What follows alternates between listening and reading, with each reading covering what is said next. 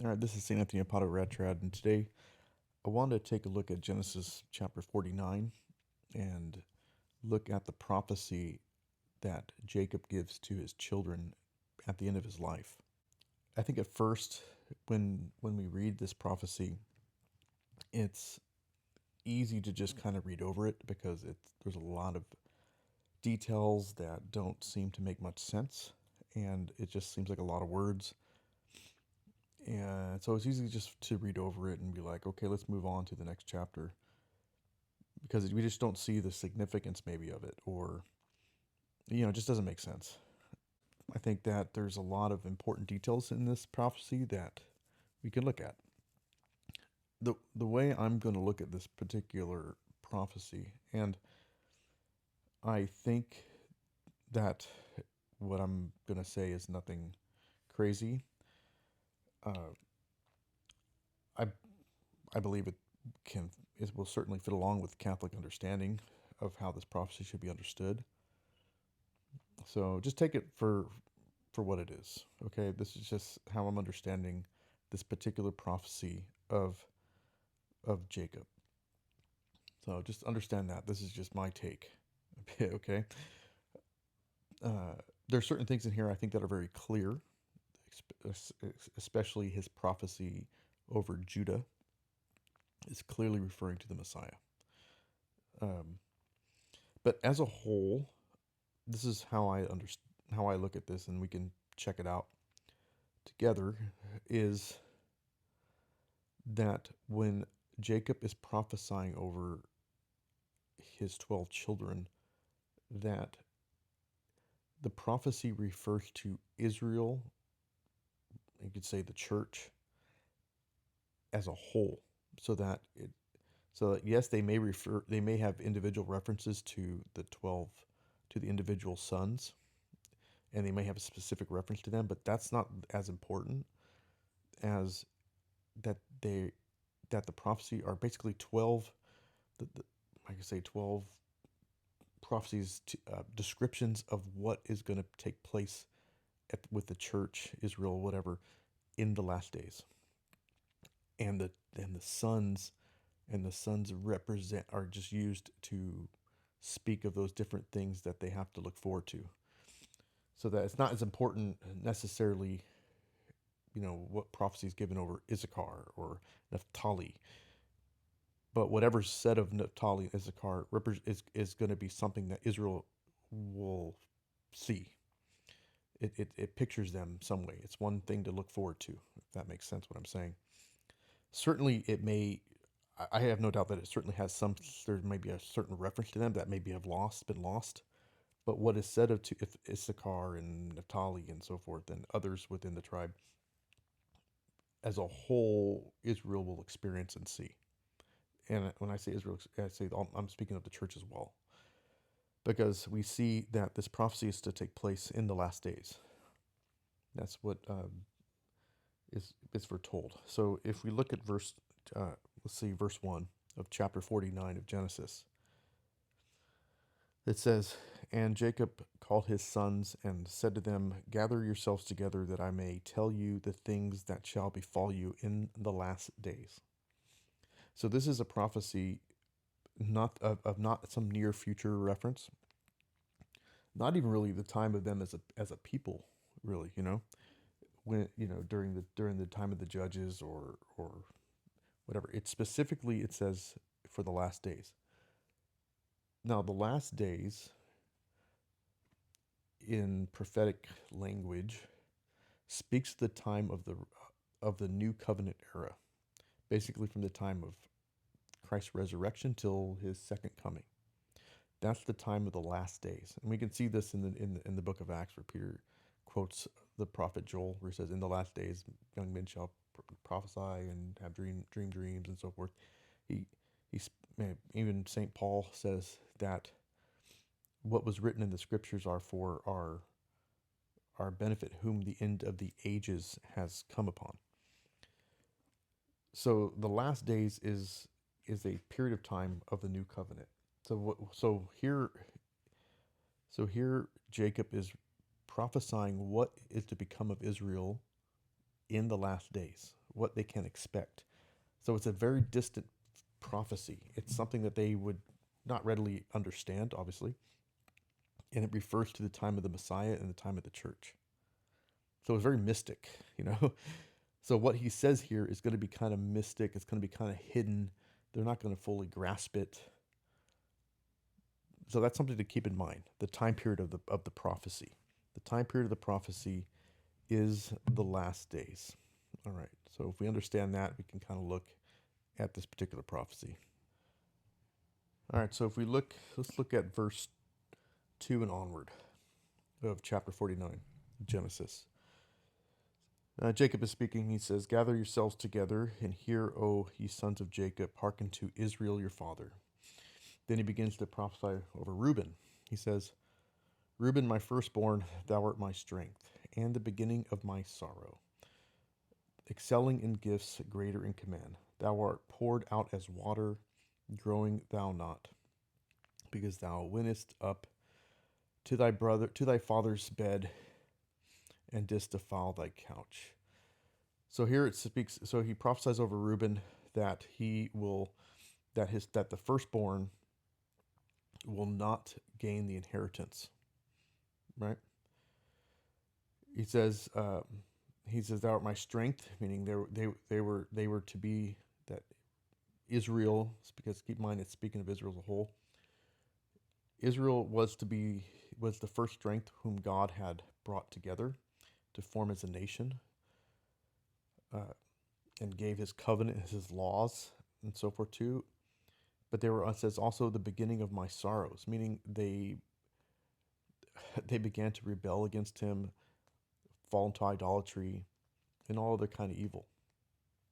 You know, it says they excelled in gifts, meaning they had all the things that God had given them. Israel as a whole had all the benefit, had the prophecies, had God as their God, had the true God as their God, had the prophets. They excelled in these gifts, but they abandoned it. So that's what the prophecy is saying, is that it says, "Because thou wentest up to thy father's bed and didst defile it," meaning they went after other gods and continued to disobey the prophets whom He sent. Now, obviously, we know that this also has a specific reference too, but this is This is looking at it mystically, looking at it prophetically, looking at it how it applies to the last days. Okay, we know that Reuben obviously slept with his father's concubine. Okay, but here Reuben represents Israel, represents the nation, and what he's prophesying is that Israel will not inherit, when the firstborn will not be the inheritance because of their defilement and falling and seeking after other gods. So that was prophesied over Reuben. In verse 5, Simeon goes to Simeon and Levi, right? Brethren. It says, "Vessels of iniquity waging war."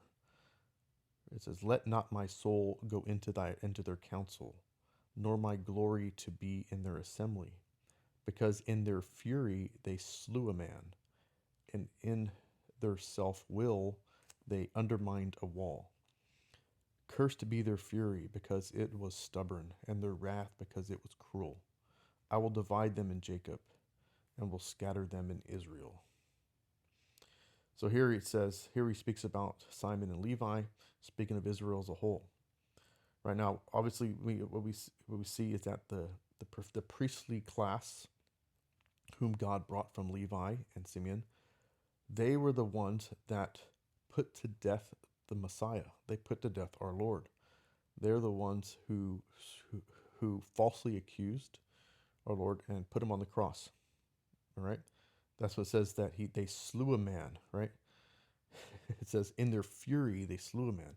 In their jealousy and their hatred of our Lord, the Pharisees, the Levite class, they slew our Lord. That's what it's saying. They slew him. Right? And it says, "Cursed be their fury, because they're stubborn. Then I will divide them. They will be scattered unto the wind. They will be no more. The old priesthood will be gone." All right. So what we see so far is that the nation of Israel, Israel will lose its inheritance. Its priesthood will be gone because they slew the Messiah. They killed the Messiah. In verse 8 says, speaking of Judah, thee shall thy brethren praise. Thy hands shall be on the necks of thy enemies. The sons of thy father shall bow down to thee. It says, Judah is a lion's whelp in the prey, my son. Thou art gone up, resting, thou hast couched as a lion. And as a lioness, who shall rouse him? This says, the scepter shall not be taken away from Judah, nor a ruler from his thigh, till he come that is to be sent, and he shall be the expectation of nations. Let me see if I can stop here and look at this, because this is a longer prophecy. Clearly, you're speaking of the Messiah to come through the tribe of Judah. He says, thy hand shall be on the neck of thy enemies, the sons of thy father shall bow down to thee. Obviously, it is through Judah that the promised Messiah and Redeemer will come, that all the tribe, that this will be the head of the tribe, the tribe. Okay, verse 10.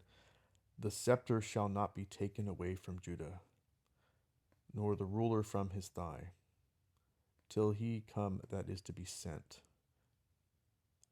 and he shall be the expectation of nations. So Israel will have a king, will have a throne that will not be taken away until the time of the Messiah. So at the last days, when the Messiah comes, Israel in its kingdom will be no more. Right? Israel and its kingdom will be no more, because the church will take over, and our Lord will rule from his throne in heaven, and rule the church. And the scepter of Judah will be gone at that moment. It says, the scepter shall be taken away from Judah, nor a ruler from his thigh, till he come that is to be sent. The expectation of nations, the ones whom the world has been expecting. Once he comes, that kingdom of Israel is no more. It's prophetically no more. It has no more prophetic significance. All right, so we see here what Jacob is prophesying over his children, that the inheritance will be taken away from them because of their infidelity. They will slew and kill the promised Messiah. The promised Messiah will come from Judah, who at which time will establish a new kingdom. Okay, will establish a new kingdom, which is the church. And verse 11 says, tying his foal to the vineyard and his ass, O my son, to the vine, he shall wash his robe in wine and his garment in the blood of grapes. He should be, says, obviously he will be punished. He will be killed. He'll be bloodied. Okay, his eyes are more beautiful than wine, and his teeth whiter than milk. So the Messiah will be bloodied and murdered. But we read about that in the prophecy of Simeon and Levi.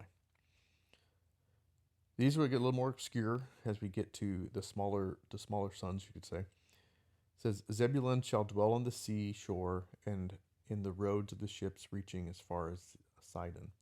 How